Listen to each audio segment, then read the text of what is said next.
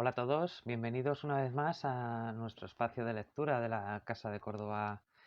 en Madrid. Esta vez vamos a acudir nuevamente a la novela, aunque cambiamos de subgénero, ¿no? Vamos a visitar en este caso la Roma antigua de la mano de una de las puntas de lanza de la novela histórica española contemporánea, como es Santiago Posteguillo, que de hecho ganó no hace tanto tiempo con Yo Julia uno de los premios más prestigiosos dentro de esta vorágine que mezcla un poquito entre los géneros de éxito y diferentes variables la concesión de los premios. Decía que vamos a tratar de abordar una de las novelas quizá que consolidaron definitivamente a Santiago Posteguillo como narrador y es en este caso Los asesinos del emperador, un voluminoso ejemplar de unos 1100 páginas que sin embargo es capaz de manejar muy bien. Es cierto que la novela histórica está muy acostumbrada a manejar volúmenes de cierta amplitud, quizá por una demostración de manejo de fuentes y de periodo histórico y demás, pero en este caso es verdad que prácticamente es todo requisito de la propia intención del autor. El autor quería abordar la figura de Trajano y la hace desde una perspectiva muy amplia, desde sus orígenes con Trajano padre hasta el momento en el que se encumbra como emperador. Todo este episodio se narra pues a modo de casi inciso,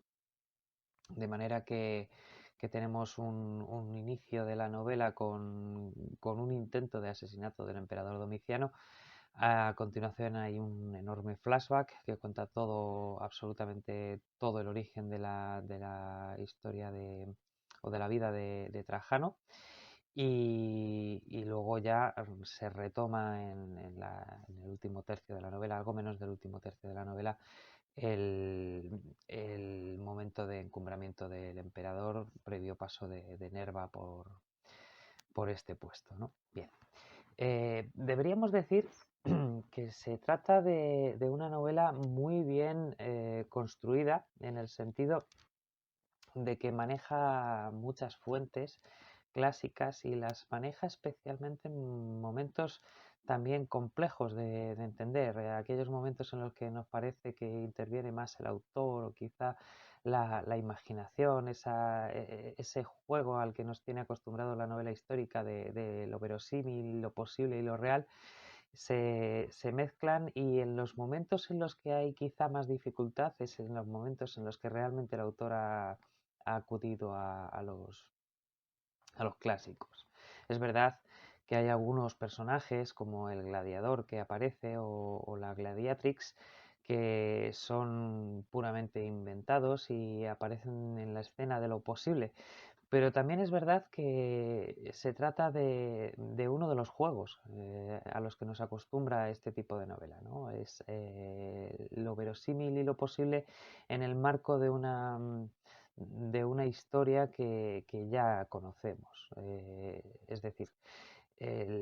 si partimos de un cierto conocimiento de la historia de Roma, especialmente de los emperadores que se sucedieron durante los 2 primeros siglos del imperio hasta la llegada incluso de Trajano, quizá como el emperador en el que el imperio culmina,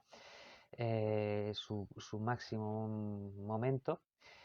Podríamos decir que estamos ante una historia que ya conocemos. Entonces, la inclusión de algunos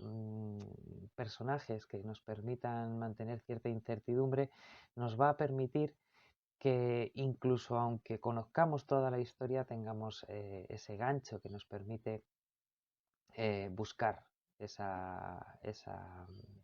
solución para algunos personajes cuyo fin no conocemos.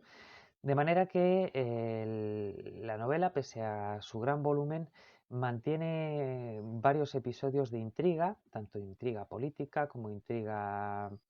de los personajes, como incluso desarrollo de los mismos, y todo ello dentro de un conjunto de personajes históricos y pseudohistóricos que tienen muchísimos claroscuros. No hay ninguno que sea netamente positivo ni ninguno netamente negativo. Es cierto que Domiciano quizá podríamos ponerlo como un poco la némesis de este conjunto de virtudes que tratará de encarnar el propio Trajano, pero es verdad que mientras Trajano lo vemos como un hombre justo, como un hombre sensato, como un hombre cabal, también toma decisiones duras, pues Domiciano, que lo vemos como un auténtico desatado, especialmente frente a la figura de su hermano, quizá la más heroica o la más fuerte junto a la del propio Trajano. Incluso Domiciano decía es capaz de tener algunos gestos positivos, aunque es verdad que sí que pierden un poquito de vigor al lado del resto de personajes. Es decir, hay un momento en el que la novela necesita un malo malísimo al que enfrentarse, al que dirigir toda la historia. Recordemos que empezamos precisamente con el momento en el que intentan asesinarle y transcurren 700, 800 páginas hasta que se resuelve la situación. De manera que bueno, pues aun en ese caso, es decir, aun en el caso de un emperador tan furibundo, cuya historia también sabemos que efectivamente también tomó una serie de medidas muy populistas, que en alguna ocasión, como no puede ser de otra manera, cuando se está en un puesto de tanta importancia, pues también tuvo su acierto y también aparece. Es decir, no estamos en un caso de bestseller típico en el que nos aparece un malo malísimo y un bueno buenísimo. Se me viene a la cabeza, sin ir más lejos,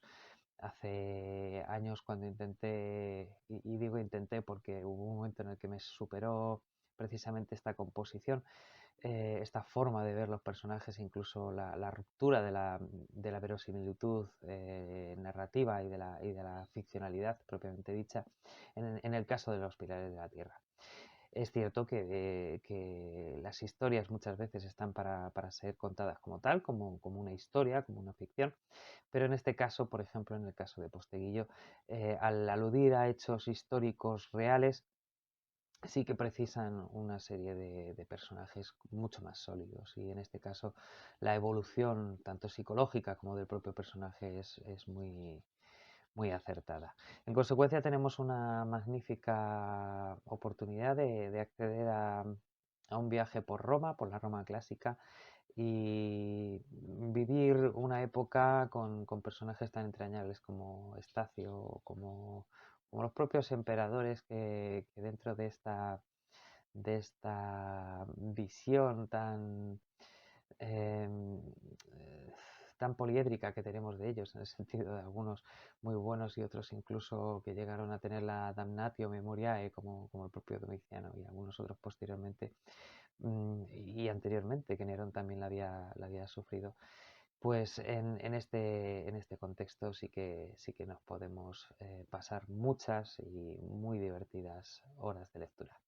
Un saludo a todos y nos vemos próximamente. Hasta pronto.